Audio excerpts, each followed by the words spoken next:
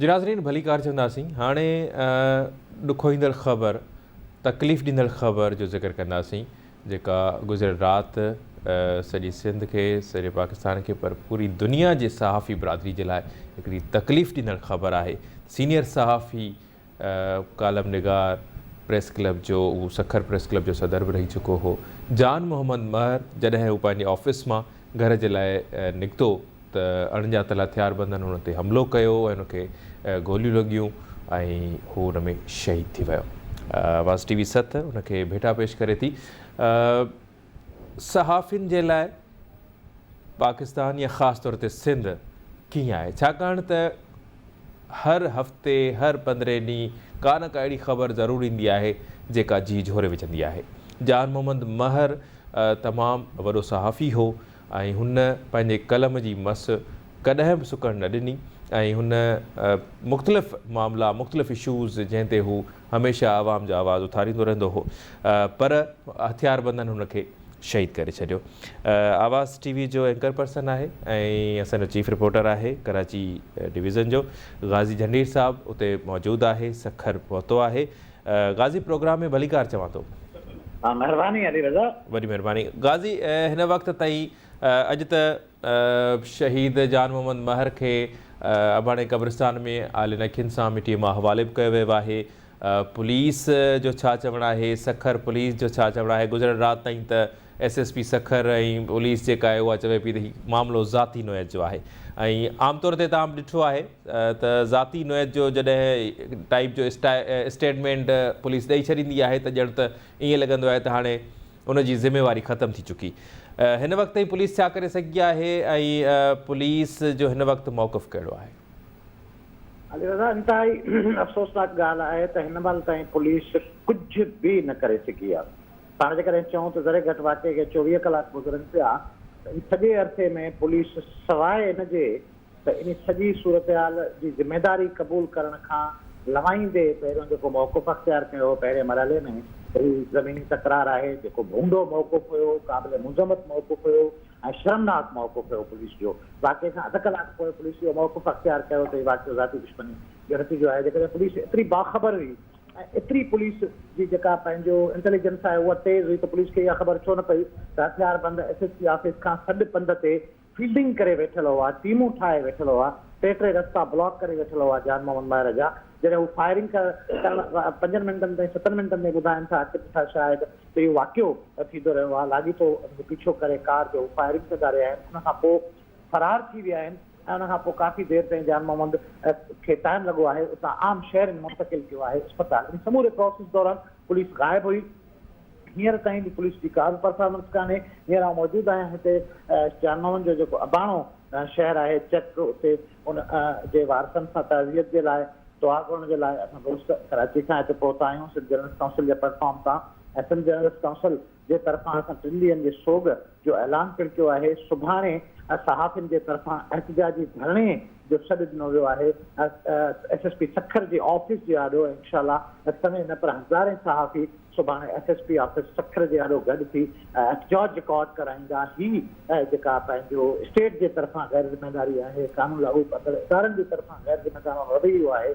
जान मोहम्मद महर जहिड़ो सहाफ़ी क़तल थी वञे अली रज़ा, सखर जहिड़े शहर में जेको सिंध जो 3 नंबर वॾो शहर आहे, उच शहर में हथियारबंद हुनखे ज़ख़्मी करे फरार थी वञनि, जान मोहम्मद महर केतिरी देरि ताईं तड़पंदो रहे, हुनखे प्रॉपर इलाज न मिले ऐं हू शहीद थी वञे। जान मोहम्मद महर जो नुक़सानु हुनजी फैमिली जो नुक़सानु न आहे, रुॻो हुनजे इदारे जो नुक़सानु न आहे, पर जेको सिंध जी सहाफ़ती कम्यूनिटी आहे उनजो नुक़सानु आहे, पाकिस्तान जी सहाफ़ती कम्यूनिटी जो नुक़सानु आहे। तव्हां ॾिठो आहे त सॼी सिंध हिन हवाले सां सरापा एहतिजाज आहे, सोगवार आहे। सभई हज़ारे माण्हू काल्ह अस्पताल पहुता हुआ जॾहिं जान मोहम्मद महर खे ज़ख़्मी हालत में सखर जे हिकु ख़ानगी अस्पताल में आंदो वियो हो ऐं अॼु हुनजी तदफ़ीन जनाज़े नमाज़ ऐं उनखां पोइ मग़फ़रत जे लाइ जेके माण्हू अचनि पिया उन्हनि जा क़ाफ़िला आहे। जान मोहम्मद महर पंहिंजे पर में हिकु इदारो हुयो, सहाफ़ती हवाले सां जेके हुनजी ख़िदमतूं हुयूं उहो तमामु घणो हुनजो बिल्कुलु सही था चओ, बिल्कुलु सही था चओ गाज़ी, तव्हांजी वॾी महिरबानी। सिंध पुलिस खे घुरिजे त हू तकड़ा क़दम खणे ऐं रुॻो दावाऊं न पर अमल बि ज़रूरी आहे। जी नाज़रीन, प्रोग्राम में हाणे असांखे जॉइन कयो आहे कराची प्रेस क्लब जा अॻूणा सदर आहिनि, सीनियर सहाफ़ी आहिनि, तज़निगार आहिनि, इम्तियाज़ ख़ान फ़ारान साहब। फ़ारान साहब, प्रोग्राम में भलीकार चवां थो।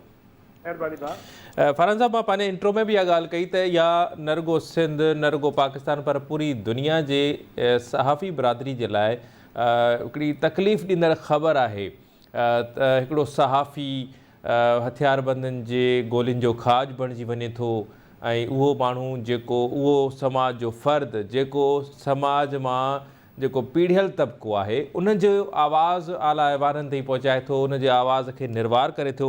गुज़िरियल राति जेको वाक़ियो पेश आयो आहे, सीनियर सहाफ़ी जान मोहम्मद महर जेको शहीद थी वियो आहे, इन जे वाक़िए जे हवाले सां छा चवंदा? पाण पोइ सिस्टम ऐं ॿियनि मामलनि ते बि ज़रूरु ॻाल्हाईंदासीं। बिस्मिल्लाहिर्रहमानिर्रहीम। सभ खां पहिरीं त अल्लाह साईं मग़फ़िरत फरमाए जान मेहर जी ऐं बाक़ी सॼी जेका असांजी कम्यूनिटी आहे, जर्नलिस्ट कम्यूनिटी, हुनजी माना हिफ़ाज़त बि करे अल्लाह साईं।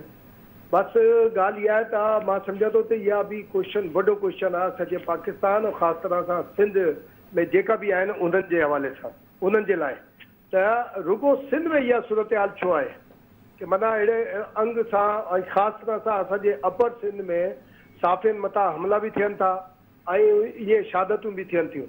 ऐं रुगो सखर में ई ॾिसो त 5-6 सालनि दौरान मुंहिंजे ख़्याल में 5-6 असांजो साथी आहे जेको शहीद थियो आहे। त हिन ते असांखे पाण बि वेहणु घुरिजे। ऐं हुन में सभ खां वॾी ॻाल्हि इहा आहे त मुंहिंजी त असांखे घटि में घटि आहे सिंध में इहा इन ॻाल्हि जी ज़रूरत आहे त जेकॾहिं असांजो कंहिं साफ़ी दोस्त सां को मुखालफ़त बि आहे, सॼी पाण में को इख़्तिलाफ़ बि आहे त घटि में घटि इहा जेका करप्ट माण्हू आहे या इहा जेका क्रिमिनल माण्हू आहिनि हुननि जे साम्हूं इहा ॻाल्हि असांखे न चवणु घुरिजे, न हुननि जे साम्हूं का अहिड़ी ॻाल्हि चवणु घुरिजे त जीअं हू सम्झनि ते उन्हनि जो जेको निशानी आहे, जेको माना जंहिं मथां हू हमला करणु था चाहिनि या कुझु करणु था चाहिनि, हू कमज़ोर आहे।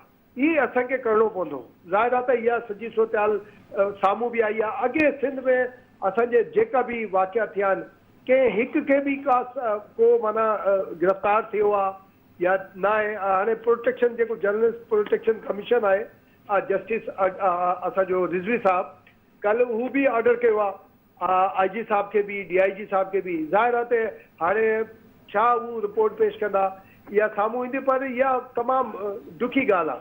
त हिन ते असांखे बि जीअं असांजी लॉयर वकीलनि जी बिरादरी आहे, असांजी लॉयर कम्यूनिटी आहे, असांजी ॿी कम्यूनिटी जीअं आहिनि न, असांखे घटि में घटि साफ़ी कम्यूनिटी खे बि ईअं थियणो पवंदो, पाण में घटि वेहणो पवंदो।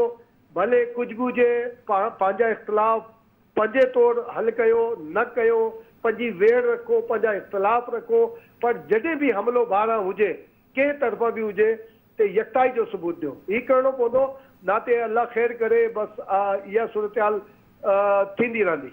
सही। अच्छा, सिंध पुलिस जो किरदारु अव्हां कीअं पिया ॾिसो? फ़ारान साहब, जीअं गुज़िरियल राति उते उन वक़्तु ई SSP सखर इहो स्टेटमेंट ॾिनो त हीउ ज़ाती नोयत जो मामिलो लॻी रहियो आहे। उनखां पोइ वरी IG सिंध वरी इन शइ खे कवर कयो त इहो नथो तइ करे सघिजे, तयन कीअं थो करे सघे। इहा हक़ीक़त आहे त इहो जेकॾहिं सिंध पुलिस तयन करे थी वठे त हीउ ज़ाती नोयत जो आहे, त पोइ उन्हनि जवाबदारनि ताईं पहुचणु सिंध पुलिस जे लाइ ॾुखियो छो आहे? बिल्कुलु बिल्कुलु। जेकॾहिं ज़ाती आहे त कीअं ख़बर पई? जॾहिं ख़बर पइजी वई आहे त ॾुआरियुनि जी ख़बर आहे त बाप केरु हूंदो ॾुआरी। अच्छा, ॻाल्हि इहा आहे जेकॾहिं को मुंहिंजो मिसाल मंगी न हुजे, ॿियो टियों हुजे, त हुन सां बि मुंहिंजा ज़ाती इख़्तिलाफ़ ई हूंदा न।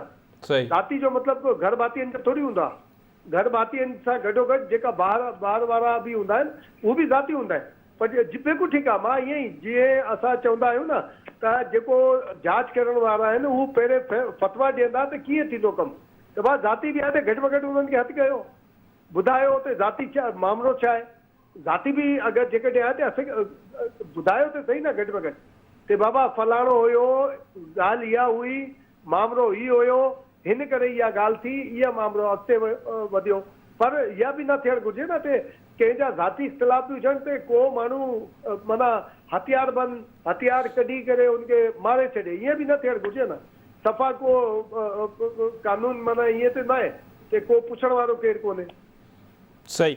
अच्छा फ़ारन साहब कीअं था ॾिसो जीअं हाणे तव्हां पंहिंजे ॻाल्हि जे दौरान इहा ज़िक्र ज़रूरु कयो आहे त सिंध ख़ासि तौर ते सिंध में इन क़िस्म जा वाक़िया ऐं या वरी जेका अपर सिंध जा ज़िला आहिनि उते इन क़िस्म जा वाक़िया तमामु घणा रिपोर्ट थियनि था, क़ानून बि ठहनि था, कमीशन्स बि ठहनि थियूं, उन जे बावजूदि बि उहा शइ उहे वाक़िया रुकिजी नथा सघजनि पिया, त उन जे पुठियां कहिड़ा कारण आहिनि? ॾुआरी खे हथु न करणु, ॾुआरी खे सज़ा न ॾियणु, ॾुआरी खे माना रस्तो ॾियणु जीअं हाणे आयो, या अॻे लालवाणी वारे मामले में बि छा आयो? सही, इहा ई ॻाल्हि आई न। उनखां पहिरीं ही पंहिंजो ही सांगी वारे मामले में छा आई कि भई इहे कयो, इहे वीडियो माना कवरेज करणु शुरू कई त इहे थियो, इहे थियो। बाबा कुझु बि हुजे, जेको ॾुआरी आहे उनखे हथ ते कयो, सज़ा ते मिले न घटि में घटि। सही। अॼु सूबनि में ॾिसो इहा रेशियो तमामु घटि आहे। मां सम्झां थो त असां ते हिते पंहिंजो ही ख़ैबर पख्तूनख्वा चओ या फाटा वारा इलाइक़ा चओ, ट्राइबल एरियाज़ चओ, त हुते त केतिरी दुश्मनियूं आहिनि, ट्राइबल वार आहे हुते, पर हुते बि एतिरा साफ़ी न शहीद थिया आहिनि। सही, तमामु अंग घटि आहे सिंध जे भेट में। सही, बिल्कुलु सही। वजह इहा ई आहे न ते हुते जी जेका लाइन फोर्स पुलिस चओ या जेका बि इदारा आहिनि हू बिल्कुलु तकड़ में तुर्त उपा वठंदा आहिनि, ऐं ॾुआरी जेको आहे उहो अटकल गिरफ़्तार थी वेंदा आहिनि, सही था ऐं चओ। सज़ा बि थींदियूं आहिनि या को न को फ़ैसिलो थींदो आहे। हिते इहा सूरत हाल न आहे सिंध में। सही सही, बिल्कुलु सही था चओ। वॾी महिरबानी इम्तियाज़ ख़ान फ़ारन, तव्हां पंहिंजो मौक़िफ़ ॾिनो। नाज़रीन प्रोग्राम पंहिंजी पुॼाणी ते पहुचे थो, ॾींदा इजाज़त। अल्लाह निगहबान।